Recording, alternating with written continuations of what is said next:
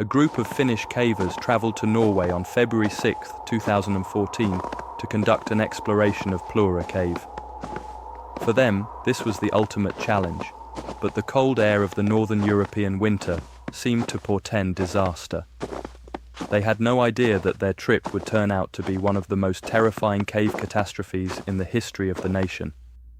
Among them was 46-year-old Kai Konkanen, a man who had been brutally indoctrinated about the perils of cave diving. He had lost his longtime diving partner and close friend during an exhibition through Mononto Quarry in central Finland just a year prior. Even though the pain was still present, Kai was getting ready to explore one of Europe's most dangerous underwater cave systems in a matter of months. 4 other top divers joined him this time. 44-year-old Patrick Grankvist, 40-year-old Jari Huot-Tarinen, 34-year-old Jari Usamaki, and the youngest, 33-year-old Vesa Rantanen. They intended to enter through the Plura River's submerged opening and leave through a second entrance. However, because Plura is the deepest cave in northern Europe, it was not going to be that easy. Additionally, there was little information on how to successfully navigate the connection between the 2 entrances, as it had only recently been discovered. The difficulty of this recently found route was further increased by the fact that it dropped more than 130 meters into icy black water, with harsh cold and tight turns. The dive would have taken 5 hours to complete even if everything had gone as planned, and there was almost no margin for error under such harsh, uncertain circumstances. A slow, freezing death would result from any equipment failure, a single tear in a dry suit, or any departure from the meticulously planned course. Considering all of these hazards, the team arrived at the starting point on February 6th and made a triangle hole in the ice to begin the descent. The team divided into 2 groups rather than diving all at once. Using underwater scooters to save energy, Jari Huot-Tarinen, and Patrick went first, followed 2 hours later by the other 3, who allowed the sediment to settle for better visibility. The first phase proceeded surprisingly well. The divers descended 34 meters during the first 500 meters before arriving at a partially flooded, air-filled chamber more than 250 meters long. This provided them with a short respite before the difficult and steep descent that lay ahead. On their journey to the Plura cave's deepest section, they faced minimal opposition. They let themselves think for a moment that the whole mission might really be this simple. Sadly, they couldn't have been more mistaken. After arriving at a startlingly small area of the cave with a steep bend, they became aware of this. A diver in full gear would hardly be able to get through. But the only way out now was forward. Patrick made the decision to go first. However, Jari H's flashlight abruptly went out and then started flashing rapidly while he was considering how he could make the turn. Patrick looked back to see what was happening and saw Jari pleading for assistance. He was unable to proceed because one of his bailout cylinders had become entangled in the surroundings. His panicking, which is essentially a death sentence at that depth, was even worse. Patrick made an effort to soothe him, but there wasn't much he could do. The area was too small, and a single mistake could ruin his equipment or tear his suit. He helped Jari free himself by letting go of his scooter and swimming back with caution while moving the bailout cylinder a few meters forward. However, by the time he returned to swim to see how his friend was doing, things had gotten much worse. Somehow, Jari had his breathing regulator out of his mouth. As fast as he could, Patrick replaced it. However, it was too late. Jari's life was already over because his lungs were already filled with water. Patrick wanted to scream, but he was unable to do so as his friend's lifeless body floated before him. He had to maintain his composure, or else Plura's icy, uncaring depths would claim him as its next victim. After gathering his thoughts, Patrick looked at his dive computer to determine how long he would need to stay underwater in order to prevent decompression sickness. It flashed 400 minutes, which horrified him. Compared to the 120 minutes he had previously witnessed, this was an unsettling increase. The 5-hour dive was now expected to take up to 9 hours. Patrick had no choice but to turn away from his friend's body and start swimming in the direction of the second entrance. The second team, which included the final 3 divers, set out on their expedition precisely 2 hours after the first, as per the original plan. Unaware of the nightmare their friend had just left behind, they plunged into the dark water. Visa heard a distress signal coming from someone's diving gear as they made their way down to the deepest part. He swam toward the sound, fearing the worst, only to be met with the very result he was dreading. Visa's light passed over a terrible scene. The corpse of his friend Yari H. was floating, trapped, and totally obstructing the small tunnel in front of him. He couldn't bear to look at the sight, but there was nothing else he could do in the cramped passage. He had to confront it directly if he wished to proceed. He had the option to go back, but doing so would have required him to submerge for up to 12 hours with no assurance that their oxygen would last that long. Yari Yu, who was swimming directly behind Vesa, encountered the same terrible circumstance at the same time. However, in contrast to Vesa, he became agitated and panicked almost instantly. The final diver on their team, Kai, attempted, but failed, to soothe Yari Yu. Within minutes, panic underwater turned deadly. He started breathing very erratically, and finally Plura killed Yari Yu as well. When Kai hurried to tell Vesa what had happened, he was kicking ferociously and attempting to get past Yari H's body. Vesa resisted his pleas for her to halt and turn around. Kai had no choice but to return the way he had come, by himself. He was now certain that Vesa would perish like the others. However, shortly after Kai turned around, Vesa miraculously survived. 3 survivors were now swimming by themselves in the dark, each thinking he was the only one who had survived. Kai was slowly returning to the Plura entrance, while Patrick and Vesa were moving toward the Stein Ula flag exit. Patrick was the first to surface at around 9:01 p.m. after spending 8.5 hours in the water. An hour later, Vesa came out. At about 1:30 a.m., Kai broke through the thin ice covering the entrance to the pond on the opposite side of the cave and dragged himself into the van that they had all arrived in. He clung to hope and started waiting for Patrick and Vesa, even though he had no idea if they were still alive. He was lucky not to have to wait long.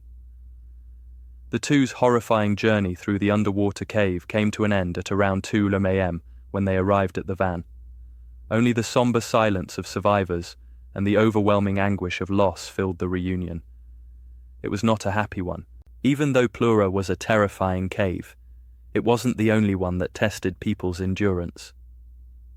4 years later, a journey into the deepest cave on Earth would also become a terrifying struggle for survival, one that made Plura appear almost benevolent. Veryovkina cave is tucked away in the Abkhazian mountains, more than 2,200 meters below the surface. Fewer people have visited its bottom than have ever visited space, making it a place of legendary difficulty. A group of Russian cavers, under the leadership of Pavel Demidov, made the decision to take on this task again in September 2018. It turns out that they had already achieved this feat a few months prior, when they measured the cave's record-breaking depth in addition to reaching its bottom. Robbie Schoen, a British cave photographer, and Jeff Wade, his assistant, were the only newcomers this time. The team's 2 objectives were to take pictures of the cave's unique landscape and gather samples of potentially novel shrimp and scorpion species. They would be able to investigate how life managed to survive in an area with no sunlight thanks to these samples. But it took a great deal of planning to explore this cave. In order to survive the cold, each caver had to carry more than 30 kilo, or roughly 66 lbs, of equipment, while wearing layers of thermal clothing. The actual descent was equally harsh. They had to descend through a narrow vertical shaft that plunged 32 meters straight down in order to get inside. The easiest part was that. The only route down from there was via winding, narrow tunnels that were thousands of meters long. Just getting to the first camp, which was 600 meters deep, took them about 8 hours. Because Veryovkina takes several days to reach the bottom, unlike most caves that can be explored in a single day, Previous cavers had established 6 underground camps where explorers could rest and get mentally ready for the journey. They finally arrived at the deepest camp after 4 days of a torturous descent that involved crawling through mud, squeezing through horribly small spaces, and continuously running the risk of hypothermia. The goal was to spend more than a week at the deepest camp, investigate the deepest tunnels, and take pictures of the bizarre turquoise lake at the end of the cave. They spent the first 6 days doing just that. They were even able to gather some samples of the microscopic creatures that were residing in that darkness. However, on day 7, this serene and tranquil exploration abruptly came to an abrupt halt. Roman and Natalia, 2 team members who had departed a little more than a day earlier to catch a flight, were the first to confront the impending catastrophe. Thousands of liters of water suddenly flooded the cave after a thunderous roar. Through a cable line that had previously been installed, they made contact with the remaining members of the team at the bottom right away. But Robbie and the others were probably not as concerned as they ought to have been. Deep caves frequently experienced flood pulses, which typically passed swiftly. Assuming that nothing would change, the group at the bottom continued their activities. Sadly, they were completely mistaken.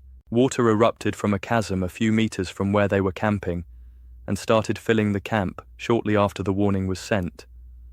The water level was dangerously high by the time they realized how serious the situation was. The entire chamber was on the verge of submersion because they had waited too long. However, Robbie jumped into action and promptly put on his caving gear just when it appeared that there was no hope left. Then he fastened himself to the rope that led to the cave's exit and began to ascend. Even though it was difficult to breathe due to the high water pressure, he persevered. He was aware that he was ahead, and that everyone behind him might become trapped if he failed here. He struggled for hours before coming to a comparatively dry area of the cave where the water had taken a different route. He was able to sleep for the first time in what must have seemed like forever. He was relieved when, a few minutes later, Wade also showed up. He had been right behind Robbie the whole time. Neither knew whether the Russians had survived, but they were glad to see each other alive. Robbie and Wade made it to the camp at 1900 meters after several more hours of a slow and agonizingly difficult climb. After 15 minutes, they noticed headlamps flickering in the distance, and to their astonishment, the 5 Russian cavers that were still there appeared out of the shadows.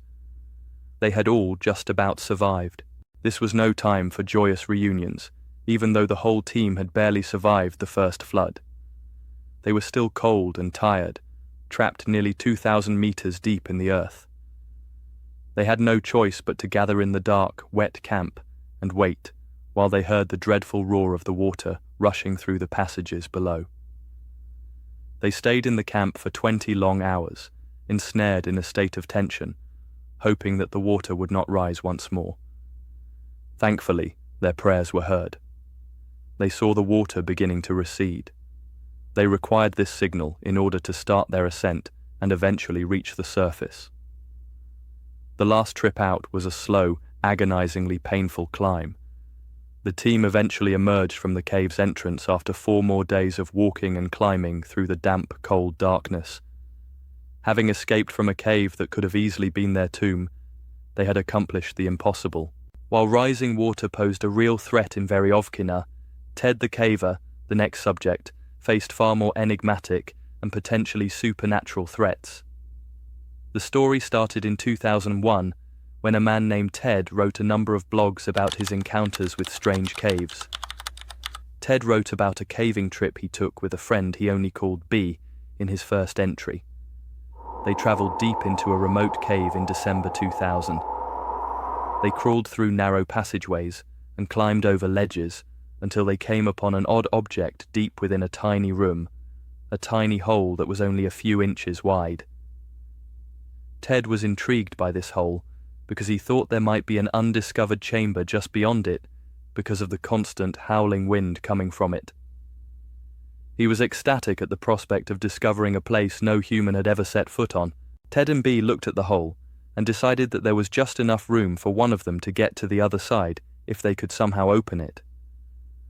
Thus, on January 27, 2001, a month later, they returned with the equipment needed to enlarge the hole. However, things started to get strange as they started the tiresome and slow process. In addition to the howling becoming more intense, there was now a deep rumbling sound that had previously been absent. They made an effort to persuade themselves that the rumbling was simply the sound of trucks traveling along a nearby mountain highway, but they knew deep down that the road wasn't nearly busy enough to produce such a continuous sound.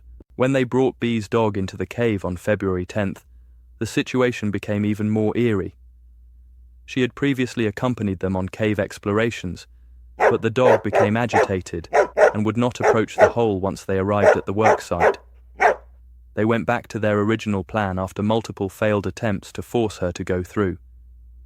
However, B heard another inexplicable sound while he was drilling close to the hole.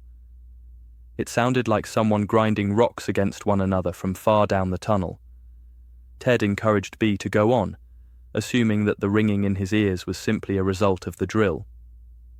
This is the English language, comprehensive, and easily comprehensible story for Part 3, Chapter 9. On March 3rd, just as they were beginning to adjust to the strange sounds, the two heard a loud, screeching scream coming from inside the hole. It was the most terrible scream I have ever heard, according to Ted. He was so frightened that he hastily covered the hole with rocks and waited in silence. However, after a few hours went by with no action, the two resumed their work. Even though they were afraid, they were now even more curious about what lay beyond. Fortunately, on their subsequent visit, they managed to widen the hole sufficiently to accommodate Ted. With his arms pinned to his side, he could hardly move forward, but it was still a very tight squeeze. Nevertheless, he persisted and eventually crossed over. He was determined to finish and discover the cause of all the strange noises. However, what he discovered on the opposite side left him even more perplexed.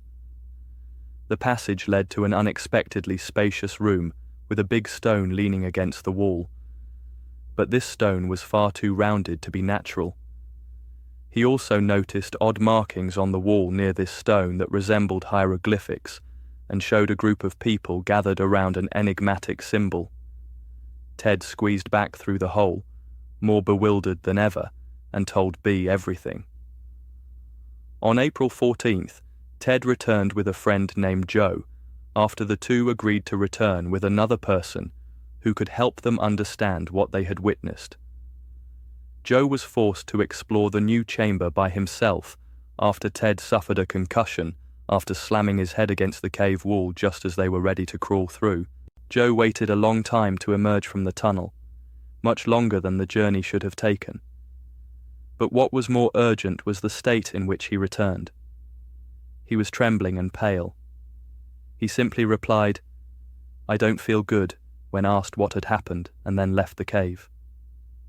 They never heard from Joe again, even after they had returned outside, leaving them to speculate as to what he might have seen in that tunnel that had so violently shaken him. Bill and Ted needed answers.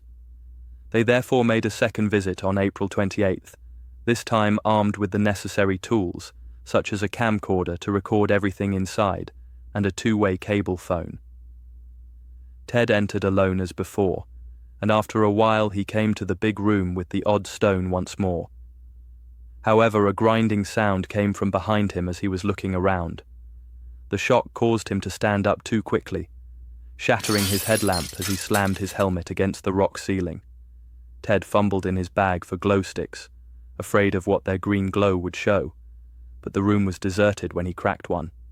Then he reached for the phone, but the line was dead and no one answered.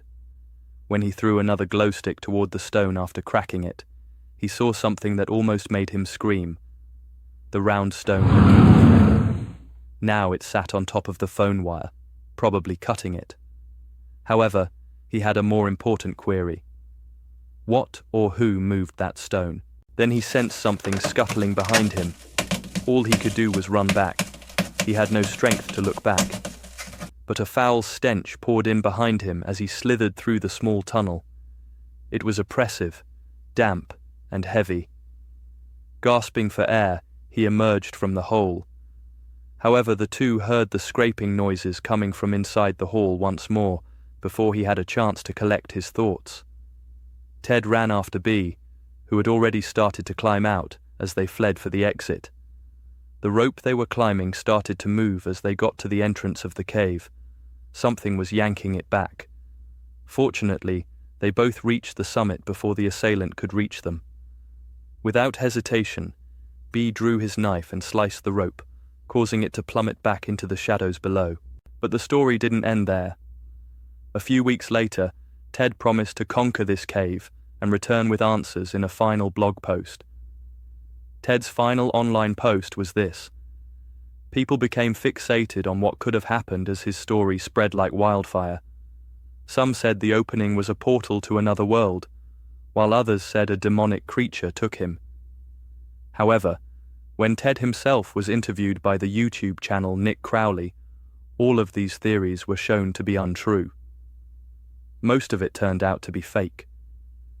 He did investigate a spooky cave, but the hole and the supernatural aspects were completely made up and only served to convey a terrifying tale. Whether it's true or not, it's still one of the most memorable cave tales to ever appear online.